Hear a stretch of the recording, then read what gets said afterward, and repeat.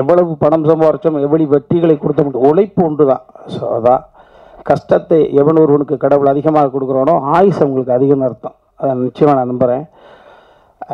நீண்ட இடைவெளிக்கு பிறகு சக இயக்குநர்களை மேலே பார்ப்பது சந்தோஷம். அதெல்லாம் தாண்டி ஒரு 77 to 87 10 வருட காலம் இந்த பூமியில் ஆட்சி செய்த ஒரு நாள் ஒரு மருந்துக்கு கூட சிறைக்கு போகாத வகையில் மிகப்பெரிய புரட்சித் தலைவர் புகழை மிகப்பெரிய ஒரு கவசமாக இருந்து காத்த ஆரம்பி ஐயா அவர்களுடைய அருமை மருமகன், சுய ஒழுக்க சிந்தனையாளர், நேர்மையின் உச்சம், எல்லாரும் சேர்ந்து வந்து அமர்ந்திருப்பதை போல சத்யஜோதி தியாகராஜன் ஐயா வந்து அமர்ந்திருப்பதை நான் நினைக்கிறேன்.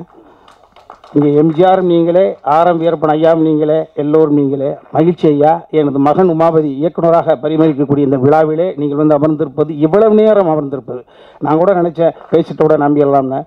ஆனால் நீங்கள் ஆசைப்பட்டு அமர்ந்திருக்கிறீங்க.